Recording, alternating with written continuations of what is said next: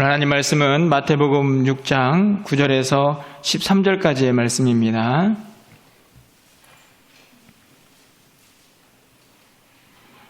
마태복음 6장 9절에서 13절까지의 말씀을 한 절씩 교독하고 13절은 함께 읽겠습니다.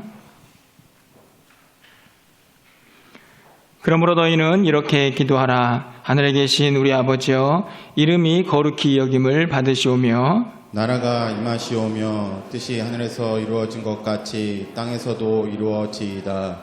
오늘 우리에게 일용할 양식을 주시옵고 우리가 우리에게 죄 지은 자를 사하여 준 것 같이 우리 죄를 사하여 주시옵고. 13절입니다. 우리를 시험에 들게 하지 마시옵고 다만 악에서 구하시옵소서.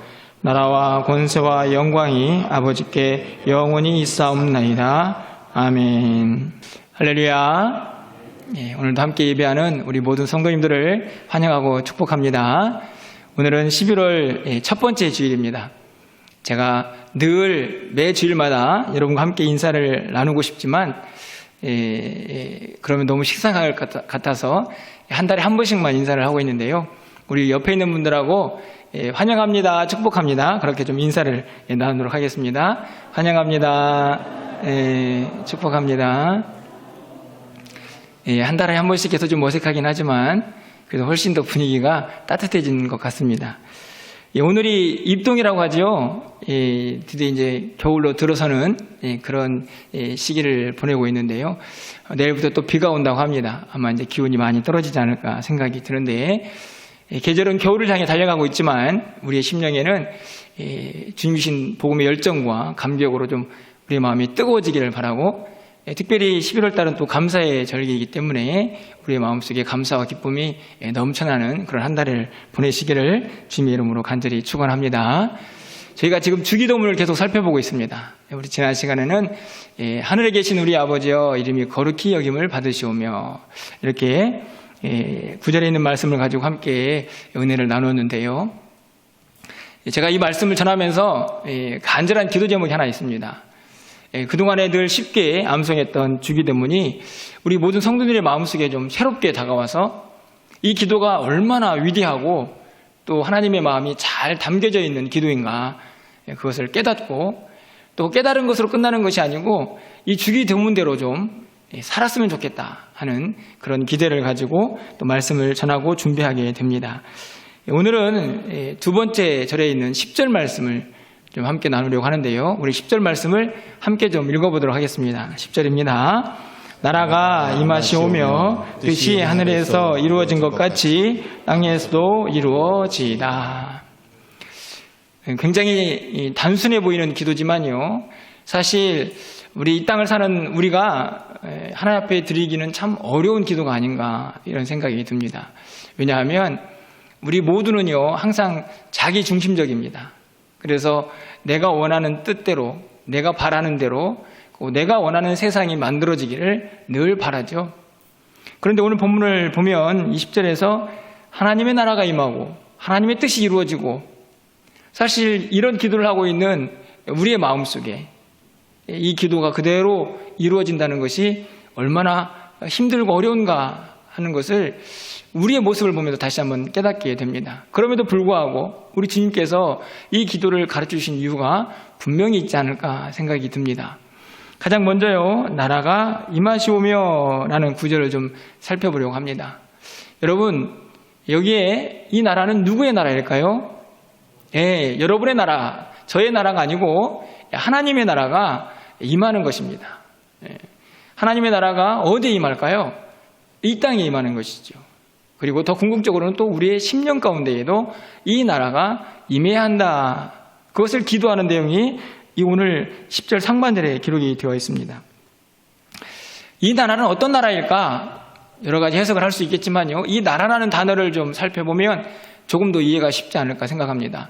이 나라라는 단어는 헬라어로 바실레이아라는 단어를 쓰는데요, 이 단어 안에는 왕이라는 단어가 포함이 되어 있습니다.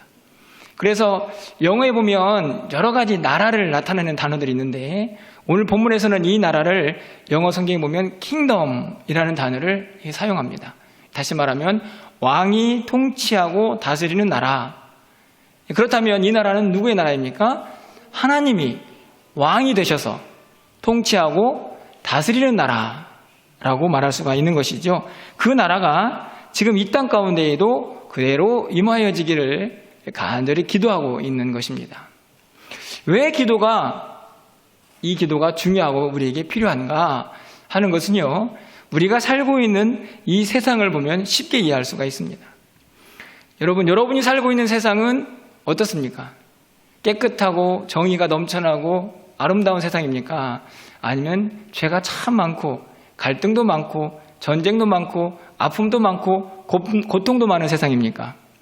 아마 여러분이 경험한 세상은 제가 이런저런 이야기를 하지 않아도 후자에 가깝다라는 사실을 분명히 깨달으실 겁니다. 이 땅은요, 여전히 죄가 가득하죠. 불의와 악이 가득합니다.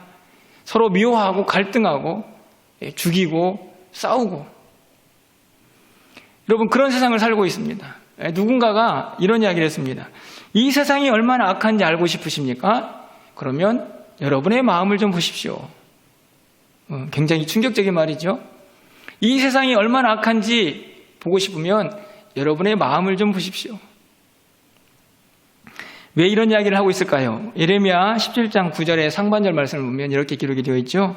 만물보다 거짓되고 심히 부패한 것이 마음이라. 우리의 마음이요, 거짓되고 심히 부패합니다. 다시 말하면 우리의 마음 자체가 이미 악이 가득한 것이죠. 그런데 그런 마음을 가진 사람들이 모여서 사는 세상, 어떨까요? 당연히 아름다울 수 없습니다. 악이 가득할 수밖에 없는 것이죠. 우리가 살고 있는 세상의 모습입니다. 제가 언젠가 어떤 한 가수가 인터뷰를 하는 내용을 보았는데요. 그 가수가 어떤 가수였냐면 아주 오래전에 행복의 나라로라는 노래를 부른 가수입니다. 저도 들어봤더니 제가 들었던 기억이 나더라고요. 그 행복의 나라로의 가사를 보면 장막을 걷어라, 창문을 열어라, 행복의 나라로 갑시다. 나는 행복의 나라로 갈 거야. 그리고 또 다들 행복의 나라로 갑시다.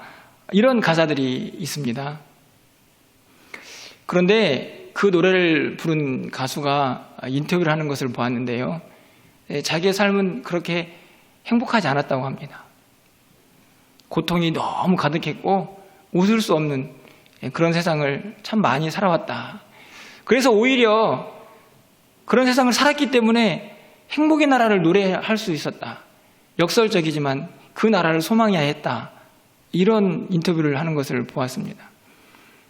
저는요, 그 가수의 고백이 그냥 우리의 삶의 모습을 그대로 드러낸다고 생각이 듭니다. 우리가 사는 세상이 결코 선하거나 아름다워 보이지는 않는 것이죠. 악이 가득합니다. 자, 그런데요, 여러분, 하나님의 나라는 어떻습니까? 하나님의 통치가 온전히 이루어지는 그 하나님의 나라, 그 나라는요, 공의와 정의가 있습니다. 진리와 거룩이 있죠. 그리고 사랑과 평화가 있습니다. 그 나라가 이 땅 가운데 임하면 얼마나 좋겠습니까? 이 악이 가득한 세상인데요. 그래서 오늘 주기도문이 오늘 우리에게 기도를 요청하고 있는 겁니다. 우리 주님이 가르치신 기도를 통해서 말이죠. 나라가 임하시오며 하나님이 악이 가득한 세상 가운데 제발 하나님의 통치와 하나님의 다스림이 가득한 세상이 되게 해주십시오. 그렇게 간절하게 기도를 하고 있는 것이죠. 그런데 여러분, 한번 생각해 보십시오. 이 악이 가득한 세상에 하나님의 나라가 임재를 하면 어떤 일이 벌어질까요? 가장 먼저 발생하는 것은요, 거부 반응입니다. 다시 말하면 강력한 충돌이 일어나게 되어 있습니다. 그렇죠? 빛과 어둠의 싸움이니까요. 정의와 의와 불의가 싸우는 것이기 때문에 이게 쉽게 그 나라가 이루어지지 않습니다. 강력한 충돌이 일어나죠. 여러분, 그 강력한 인류 역사상의 가장 큰 충돌이 뭔지 아십니까? 바로 십자가입니다. 바로 예수님께서 십자가에 달려 죽으셨죠. 여러분, 성경은요, 우리에게 가르쳐 줍니다. 이미 하나님 나라가 이 땅 가운데 임하였다. 왜 그럴까요? 왜 하나님 나라가 이미 임하였다라고 이야기하고 있습니까? 예수님께서 이 땅에 오셨기 때문입니다. 예수님이 누구신가요? 하나님의 아들이시죠. 하나님의 형상입니다. 바로 하나님 나라에서 왕으로 통치하시고 다스리시는 그분이 이 땅에 오셨습니다. 그러니 하나님 나라가 임한 것이죠. 하지만 세상은요, 그 나라를 품을 수 없었습니다. 그래서 그 예수님을 십자가에 그냥 못 박아버렸죠. 불의와 정의가 만났을 때, 빛과 어둠이 만났을 때 놀라운 충돌의 모습이 십자가에 있습니다.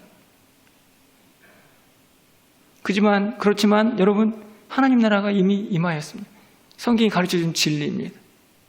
여러분 보실까요? 요한복음 1장 14절 말씀을 보면요, 말씀이 육신이 되어 우리 가운데 거하심에, 예수님께서 이 땅에 오셔서 성육신하신 사건을 그대로 드러내는 요한복음의 말씀입니다. 말씀이 육신이 되어 이 땅 가운데 오셨습니다. 하나님 나라죠. 여러분, 그래서 예수님께서 뭐라고 말씀하십니까? 마태복음 4장 17절에 이때부터 예수께서 비로소 전파하여 이르시되 회개하라, 천국이 가까이 왔느니라. 그 천국이 누구입니까? 예수님께서 하나님 나라를 선포하셨기 때문에 가까이 온 것도 물론 맞는 이야기지만, 궁극적으로는 예수님이 하나님의 나라입니다. 실체죠. 그분이 왕으로 다스리는 나라. 그분이 이 땅에 오셨으니 그 나라가 가까이 왔는 것이 분명하죠. 이 사실을 세례 요한도 알고 있었습니다. 마태복음 3장 2절 말씀을 보면 회개하라, 천국이 가까이 왔느니라. 장차 오실 메시아 예수 그리스도를 알고 있던 세례 요한은 천국이 가까이 왔다고 분명하게 외치고 있는 것이죠. 바로 예수 그리스도가 이 땅에 오셨기 때문입니다. 그분을 통하여 하나님 나라가 이미 이 땅 가운데 임하여진 것이죠. 그런데 여러분, 지금 우리의 모습은 어떻습니까? 하나님 나라가 임하였는데 여전히 이 땅은 악이 가득하죠. 싸움과 갈등이 가득합니다. 그런데 이미 하나님 나라는 임하였습니다. 그 나라는 지금 어떻게 되어가고 있습니까? 하나님이 원하시는 그 나라는, 그리고 왜 주님은 이 기도를 우리에게 가르쳐 주셨습니까? 이미 이 땅 가운데 임하여진 그 나라가 이제는 더 왕성하게 활동하고 성장해서 이 땅 가운데 온전한 하나님 나라가 이루어질 수 있도록 그렇게 우리가 살아가라고, 주기도문을 외우고 있는 우리가 그렇게 살아가라고 우리에게 이 기도를 가르쳐 주신 것이죠. 비록 여전히 그 하나님 나라는 미완성이지만 이 땅에서 주기도문을 외우고 그리스도인이 되어서 하나님의 말씀대로 살아가는 그들을 통하여 하나님 나라가 계속해서 성장하고 확장되어 가기를 주님이 기대하고 계시는 것입니다. 주님이 다시 오실 그때까지 말씀입니다. 주기도문을 외우고 그 주기도문을 실천하는 우리들을 통하여서.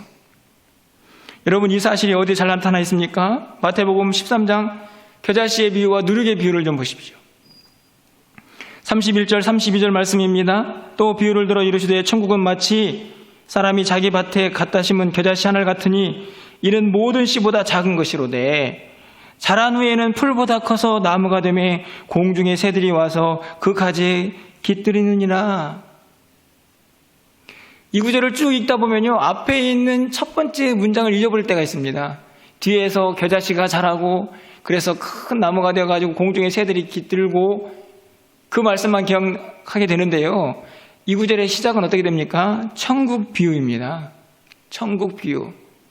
하나님 나라는 겨자씨처럼 작게 보이지만 궁극적으로는 큰 나무가 되어서 공중의 새들이 깃들 만큼 확장해가는 생명력, 역동성, 그것을 가진 나라다.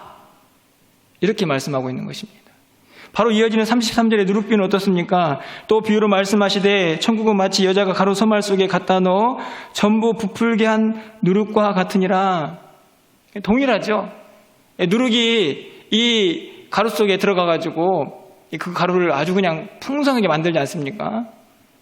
하나님 나라의 생명력, 역동성, 확장성이 그대로 드러난 구절들이죠.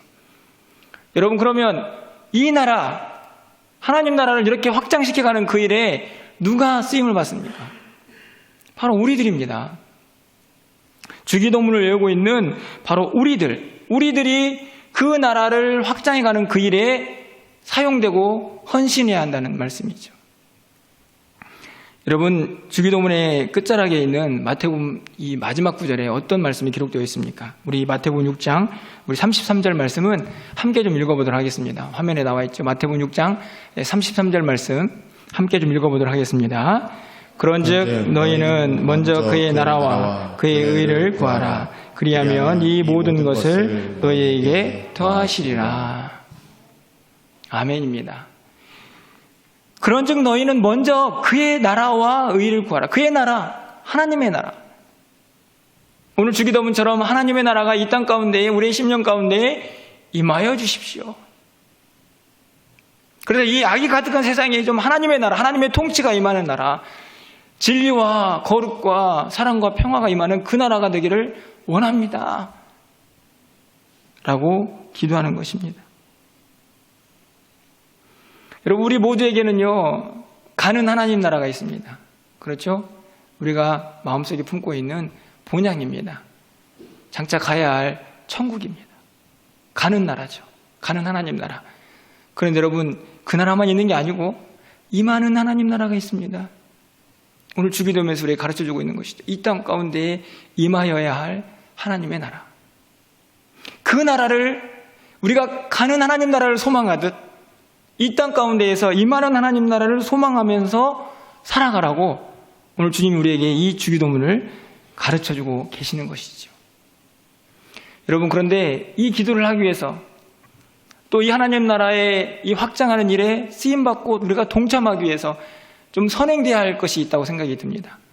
그것은 뭐냐 하면 우리의 심령에 먼저 하나님 나라의 임재를 경험하는 것이죠.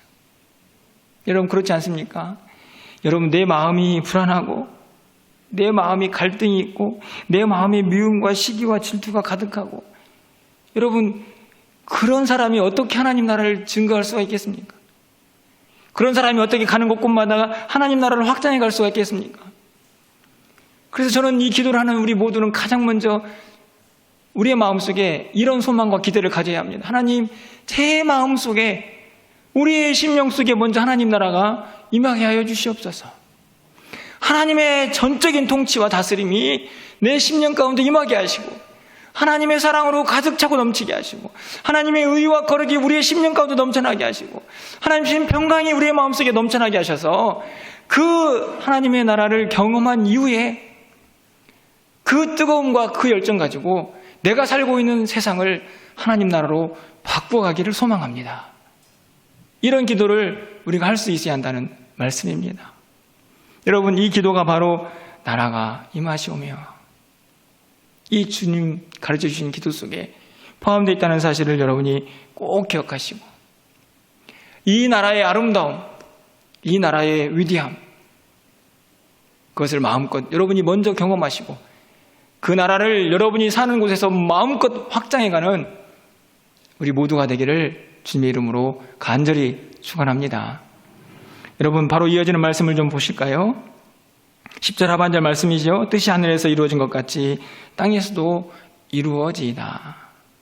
사실은 이 기도는 앞에 나라가 임하시오며 라는 말과 그렇게 큰 차이는 없는 것 같습니다. 하지만 조금 더 구체적인 뜻이 이 안에 담겨져 있다고 생각이 듭니다. 여러분, 여기서도 또 동일하죠? 뜻이 하늘에서 이루어진 것 같이, 여러분, 이 뜻은 누구의 뜻일까요? 하나님의 뜻이죠. 하나님의 뜻. 하나님의 기대, 하나님의 소망, 하나님의 바람이 하늘에서 이미 이루어진 것처럼 이 땅에서도 좀 이루어지기를 바랍니다. 그렇다면 여러분, 하나님의 뜻, 참 포괄적인 의미를 담고 있을 텐데요. 구체적으로 하나님의 뜻은 무엇일까요? 많은 것들이 담겨져 있겠지만 우리 예수님께서 이미 그 뜻이 무엇인가를 분명히 우리에게 가르쳐주고 계십니다. 그 뜻이 무엇일까요? 여러분, 마태복음 18장 14절 말씀인데요. 제가 읽어드리겠습니다. 이와 같이 이 작은 자 중에 하나라도 잃는 것은 하늘에 계신 너희 아버지의 뜻이 아니니라. 그러니까 작은 사람, 한 사람도 잃어버려서는 안 된다. 이게 하나님의 뜻입니다. 잃어버리는 것이 하나님의 뜻이 아니니까 절대로 잊어버려서는 안 되는 것이죠. 잃어버려서는 안 되는 것입니다. 뭐가 연결되어 있습니까? 복음, 구원이죠. 여러분, 계속 이어지는 말씀을 좀 볼까요? 요한복음 4장 34절 말씀입니다. 예수께서 이르시되 나의 양식은 나를 보내신 이의 뜻을 행하며 그의 일을 온전히 이루는 이것이니라. 예수님의 양식이 되는 것이 무엇입니까? 나를 보내신 이의 뜻을 행하는 것이다. 양식이 뭔가요? 먹는 것이죠. 힘, 모든 것의 행동의 근원이 되는 에너지, 양식입니다. 예수님의 삶의 존재 이유, 하나님 나를 보내신 이의 뜻을 행하는 것이다. 여러분, 그 뜻이 무엇이었습니까? 작은 자 한 사람도 잃어버리지 않는 것입니다. 여러분, 좀 더 구체적으로 나타나는 말씀, 요한복음 6장 38절이죠. 내가 하늘에서 내려온 것은 내 뜻을 행하려 함이 아니요 나를 보내신 이의 뜻을 행하려 함이니라. 여러분, 이 말씀 보십시오. 내가 하늘에서 내려온 것은 하나님 나라의 임재지요. 하나님 나라가 이미 땅에 임하였다는 사실을 분명히 드러냅니다. 그것은 다른 것이 아니고 나를 보내신 이의 뜻을 행하려 하는 것이다. 그 뜻이 무엇입니까? 바로 이어지는 39절 말씀. 이 구절은 우리 함께 좀 우리의 신앙의 고백을 담아서 읽어보도록 하겠습니다. 요한복음 6장 39절 말씀입니다. 읽겠습니다. 나를 보내신 이의 뜻은 내게 주신 자 중에 내가 하나도 잃어버리지 아니하고 마지막 날에 다시 살리는 이것이니라. 할렐루야. 하나님께서 예수님에게 주신 뜻입니다. 한 사람도 잃어버리지 않는 것이죠. 무엇을 의미합니까?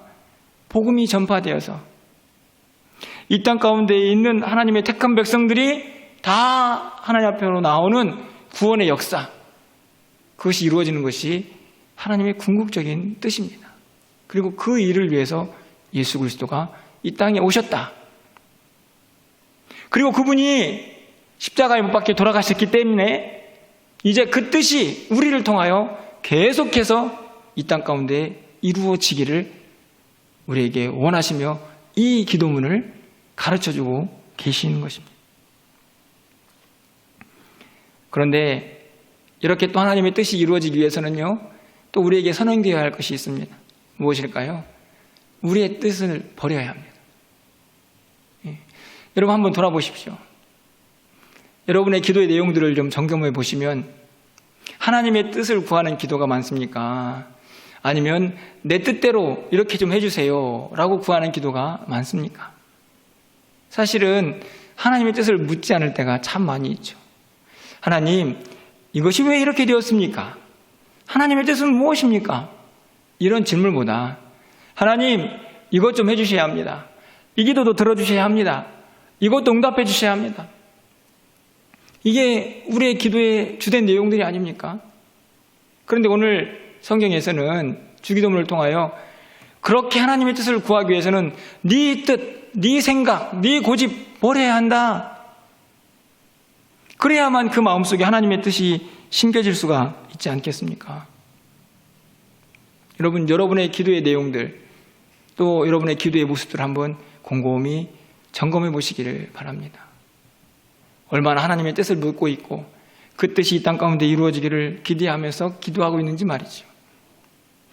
여러분, 이것이 얼마나 어려운지요.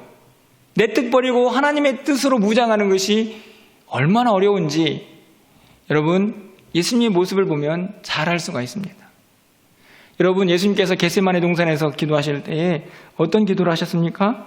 누가복음 22장 42절 말씀을 우리 좀 화면을 통해서 함께 좀 읽어보겠습니다.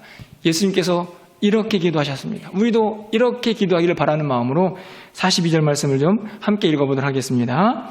이르시되 아버지여, 만일 아버지의 뜻이거든 이 잔을 내게서 옮기시옵소서. 그러나 내 원대로 마시옵고 아버지의 원대로 되기를 원하나이다 하시니. 아멘. 예수님께서 기도하시면서 예수님이 기도하신 내용은 다른 것이 아니고, 하나님, 이 잔을 정말 피할 수만 있다면 피하고 싶은데 아버지의 뜻은 무엇입니까? 하지만 하나님, 내 뜻대로 마시고 하나님의 뜻대로 되기를 원합니다. 여러분, 오늘 주님이 가르치신 기도의 내용 그대로 예수님께서 본을 보이고 있지 않습니까? 여러분, 그런데요, 이 기도가 얼마나 어려운지 여러분, 계속되는 44절 말씀을 한번 보십시오. 제가 읽어드립니다. 예수께서 힘쓰고 애써 더욱 간절히 기도하시니 땀이 땅에 떨어지는 핏방울같이 되더라.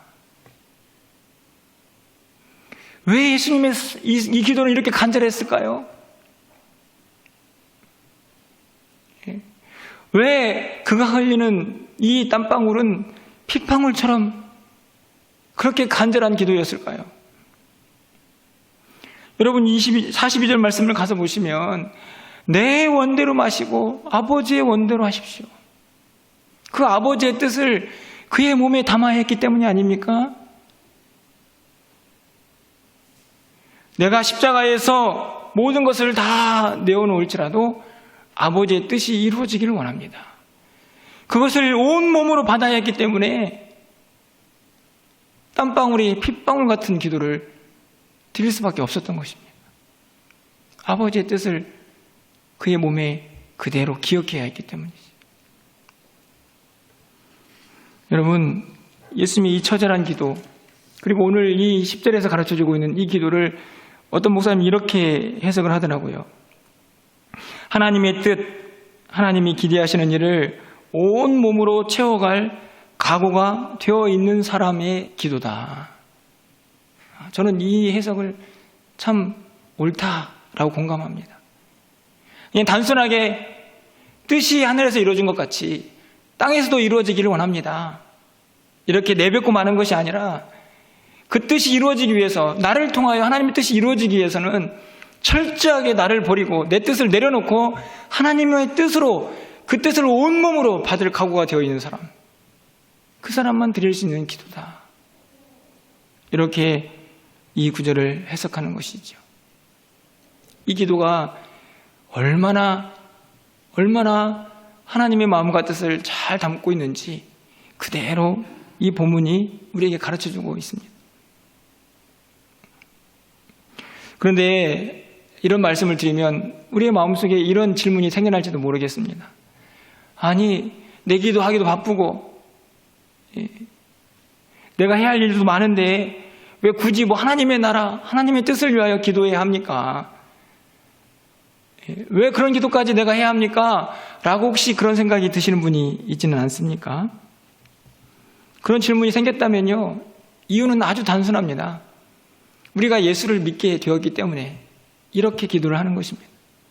우리가 그리스도인이 되었기 때문에, 우리가 예수를 믿는 순간 우리를 부르신 하나님의 사명이 우리와 함께하고 있기 때문에 사명자는 이렇게 기도하며 이렇게 살아가야 한다는 것입니다. 여러분, 예수님께서요, 누가복음 8장 1절에서 이렇게 말씀을 우리의 모습으로, 예수님의 모습으로 우리에게 가르쳐 주십니다. 제가 읽어드립니다. 그 후에 예수께서 각 성과 마을에 두루 다니시며 하나님의 나라를 선포하시며 그 복음을 전하실 때 12제자가 함께 하였고. 저는 이 구절을 새롭게 보게 됩니다. 여러분, 각 성에 두루 다니시면서 예수님께서 하신 일이 무엇입니까? 하나님 나라를 선포하셨죠. 오늘 이 10절에 있는 말씀을 보면 하나님의 나라가 임하시오며 그것을 위해서 하나님 나라를 선포하셨습니다. 뿐만 아니라 바로 이어지는 말씀을 보면 복음을 전하셨죠. 이 복음을 통하여 잃어버린 자들을 다 찾아내려고 예수님께서 복음을 전하셨습니다. 바로 그 뜻이 이루어지기를 원하고 계시는 것이죠. 누가복음 8장 1절에 있는 말씀은 예수님께서 가르쳐주신 10절의 주기도문을 그대로 삶으로 보여주시는 예수님의 모습입니다. 그런데요, 여러분, 이 구절의 끝부분을 다시 한번 보시면요, 그 복음을 전하실세 12제자가 함께 하였고. 저는 이 구절이 이렇게 또 감격스럽게 다가온 것은 또 처음입니다. 12제자가 왜 예수님과 함께 하셨을까요? 아니, 예수님이 제자니까 잘 따라가고 있는 거지. 맞습니다. 그런데 여러분, 이 누가복음 8장 1절에서 예수님께서 지금 누가복음에 있는 이 말씀, 이 모습을 통하여 주기도문의 모습을 그대로 보여주고 계시는데 제자들을 데리고 다니고 있습니다. 하나님 나라를 선포하고 복음을 전하는 그 일에 제자들이 동행하고 있죠. 무엇 때문일까요? 예수님께서 십자가에 달려 돌아가신 이후에 그 일을 해야 할 사람들이 제자들이기 때문입니다. 그렇지 않습니까? 그들을 데리고 다니면서 예수님께서 하신 일들을 보고 배워서 그들도 그렇게 살아야 했던 것이죠. 그게 제자의 사명입니다. 12제자만 그들에게 해당된 사명입니까? 오늘 우리에게도 그대로 적용되는 사명입니다. 주기도문 이 10절의 내용을 암송하고 외우는 우리 모두에게도 적용되는 사명이라는 말씀입니다. 여러분 베드로전서 2장 9절 말씀을 보십시오. 그러나 너희는 택하신 족속이요 왕같은 제사장들이요 거룩한 나라요 그의 소유가 된 백성이니 이는 너희를 어두운 데서 불러내어 그의 기이한 빛에 들어가게 하신 이의 아름다운 덕을 선포하게 하려 함이라. 여러분 그렇습니다. 우리를 왜 부르셨습니까? 우리를 왜 택하셨습니까? 궁극적으로는 우리를 부르신 이의 뜻, 그 아름다운 덕, 그 복음을 마음껏 우리를 통하여 선포하시고 그것을 통하여 하나님 나라가 이루어가기를 원하셨기 때문에 우리를 부르신 것이죠. 우리의 사명입니다. 우리가 이 기도를 해야 하는 이유고 이 기도한 대로 살아가야 할 이유이기도 합니다. 지난 금요일에 제가 여러분에게 사무엘 선지자의 고백을 함께 나누었던 기억이 있습니다. 그 본문을 좀 다시 한번 보기를 원하는데요. 사무엘상 12장 23절 말씀이죠. 나는 너희를 위하여 기도하기를 쉬는 죄를 여호와 앞에 결단코 범하지 아니하고 선하고 의로운 길을 너희에게 가르칠 것인즉. 사무엘 선지자는 분명히 고백합니다. 내가 기도를 쉬지 않겠다. 기도를 멈추지 않겠다. 왜 이 고백을 하고 있는 것입니까? 그가 하나님의 선지자로 부름을 받았기 때문입니다.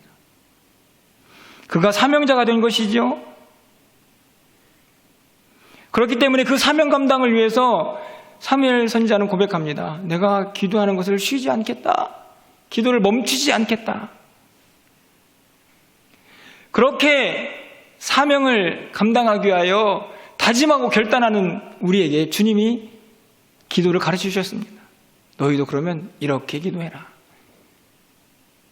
여러분 사무엘 선지자의 고백처럼 이 기도와 연결시켜 본다고 하면 우리가 쉬지 않고 이 주기도문을 외우겠습니다. 그렇죠. 하나님의 나라가 이 땅 가운데 임하기를 원하고 하나님의 뜻이 이 땅 가운데 이루어지기를 원하는 이 기도를 우리를 부르셨기에 우리를 그리스도인 삼아주시고 우리를 하나님의 그 귀한 일꾼 삼아주셨기 때문에 이 사명 감당하겠습니다. 내 생명이 다하는 날까지 이 기도를 멈추지 않겠습니다. 그렇게 기도하며 살게 되는 것입니다. 여러분 말씀을 맺으려고 합니다. 우리 마지막으로 10절 다시 한번 읽어볼까요? 우리 10절 말씀 함께 좀 읽어보도록 하겠습니다. 나라가 임하시오며 뜻이 하늘에서 이루어진 것 같이 땅에서도 이루어지이다. 아멘. 간절히 바라기는 이 기도가 단순한 암송에서 끝나는 것이 아니고 여러분의 삶에서 그대로 이루어지기를 소망합니다. 그러기 위해서 여러분 먼저 여러분 10년 가운데 하나님의 나라를 경험하셔야 합니다. 그 나라가 얼마나 아름답고 그 나라가 얼마나 행복한지 그 나라를 먼저 그 나라의 임재를 먼저 경험하고 하나님의 통치를 우리의 삶에서 경험한 이후에 그 은혜 가지고 내가 속해 있는 세상 속에서 이 약하고 추하고 더러운 세상을 하나님의 나라로 변화시켜 나가야 하는 것이지. 또한 하나님의 뜻이 이루어지기를 바라셔야 합니다. 그러기 위해서는 또 내 뜻을 내려놓아야 합니다. 내 뜻 내려놓고 하나님의 뜻을 내 마음속에 온 몸으로 전할 각오가 되어 있을 때에 그것을 간직하며 세상에 나가 예수 그리스도의 복음을 증거하고 하나님의 뜻을 또 이 땅 가운데에서 이루어지도록 열심을 다하여 살아가는 것이죠. 내일부터 전교인 새벽 기도회가 시작이 됩니다. 12일입니다. 그동안에 5일만 하다가 좀 길어져서 벌써 부담스러워 하시는 분도 계실지 모르겠지만 간절히 바라는 소망이 있습니다. 이 기도회를 통하여 좀 우리의 심령이 먼저 변화가 되고 내 뜻만 구하던 그런 이기적인 신앙에서 이제는 하나님의 뜻을 구할 수 있는 그런 넉넉한 마음으로 변화되는 것이죠. 그래서 우리의 무너져버린 심령들이 다시 한번 회복되고 이 땅 가운데 하나님의 나라와 하나님의 뜻이 온전히 이루어지기를 기대하며 그 마음을 품을 수 있는 그런 기도회, 그런 기도회가 된다면 얼마나 행복할까 하는 기대를 갖게 됩니다. 그 기대와 소망을 가지고 또 내일부터 기도회를 시작하게 됩니다. 여러분, 늘 하는 기도회인데 나 하나 빠져도 괜찮겠지 이런 생각 갖지 마시고 여러분 할 수 있으면 교회 나오셔서, 그것이 어려우시면 가정에서 실시간으로 예배가 중계가 될 예정입니다. 새벽을 깨우셔서 우리 마음을 모아서 주님이 주신 그 사명 감당하기 위하여 내가 이렇게 살아보겠습니다. 단순한 주기도문의 암송자가 아닌 주기도문의 그 내용을 삶에서 실천하는 하나님의 사람이 되겠습니다. 라는 결단과 다짐, 그것을 함께 기도하면서 그것을 우리 온 성도들이 함께 경험하고 그 응답을 우리의 삶에서 또 열매로 맺으며 그렇게 함께 기뻐할 수 있는 귀한 우리의 삶, 우리의 신앙생활, 우리의 기도회가 되기를 주님의 이름으로 간절히 축원합니다.